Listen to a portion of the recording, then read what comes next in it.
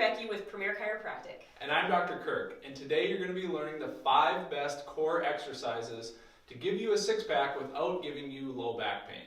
Now, Dr. Becky is going to be demoing these exercises as I kind of cue her through it, so if you want to perform them at the same time, you're more than welcome to. So, the first exercise is going to be called the bird dog. Okay, so for this exercise, you're going to be on all fours, hands and knees. And the idea behind this exercise is the first thing you have to do is brace your core. So I'm going to ask Becky to breathe into her stomach and brace that core.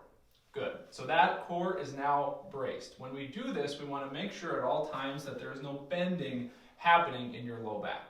Like this? Exactly. Just like that. Okay? Now, I'm going to ask Becky to lift her right arm and her left leg at the same time. And come back down. Just like that. Now, that would be the first step. The second step would be lift it again. Come back down and touch your elbow to your knee.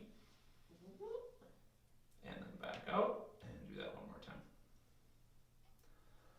Just like that. So, the key there is number one, you're activating your glute muscle. Okay? You're keeping your core solid, and then you're activating the lower part of your shoulder blade. So a very, very good exercise to stabilize your core while also sparing your low back. Okay? That's the first exercise. Number 2 is called the dead bug. So I'm going to get you on your back.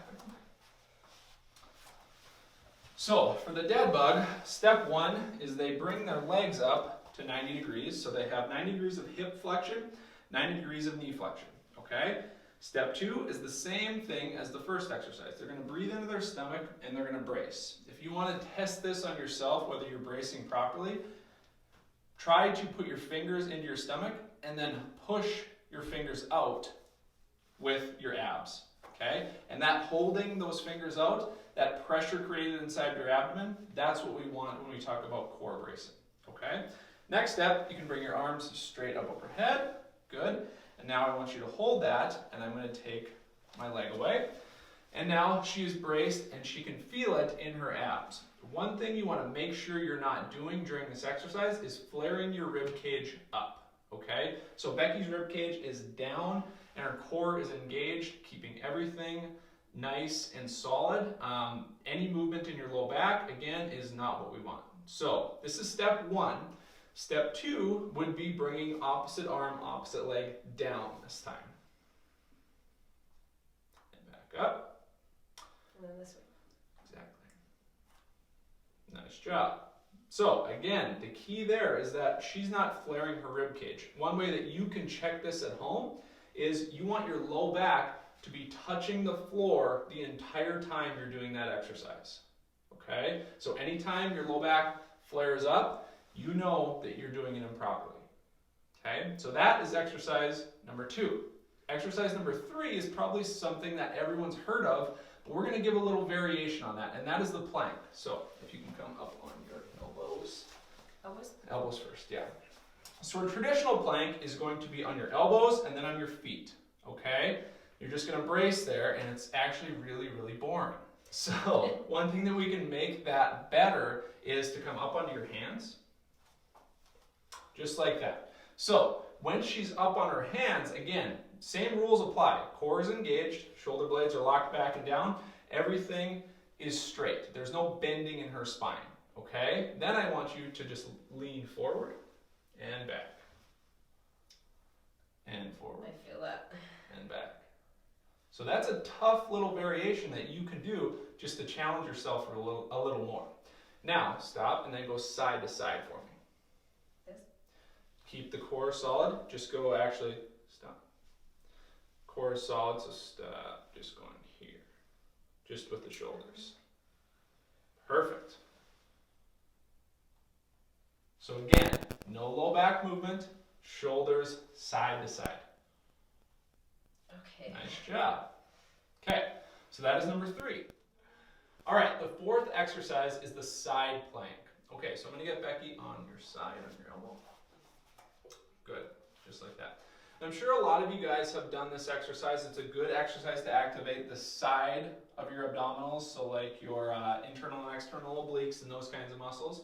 So if Becky comes up and braces, The one thing you want to make sure there is that your core is actively engaged. You're not bending or sagging anywhere there. Now, a good variation on this is to actually rotate. To rotate, though, first you need to step this foot forward, just like that, okay?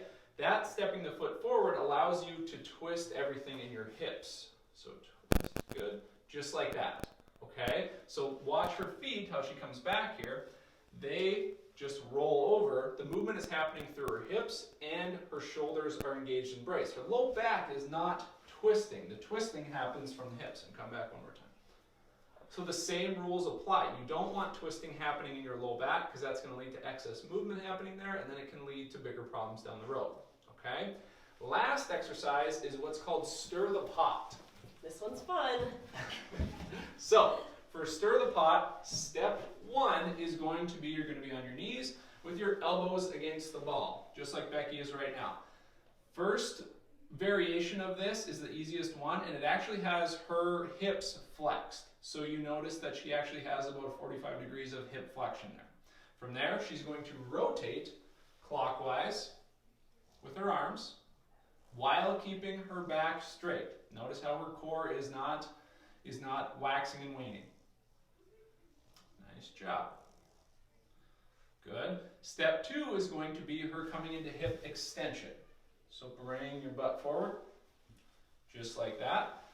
And then she's going to rotate from there. Just adds extra stress onto the core and onto the elbows. Good. And relax. Step three is the hardest one. You basically get up in a plank onto the ball. Okay, so she's up on the balls of her toes. Core is actively engaged, and she's twisting on the ball clockwise and then counterclockwise. Good. And that is our top 5 exercises for getting a six-pack while preventing low back pain. If you have any questions about any of the exercises we went over, feel free to give the clinic a call and we can explain things further.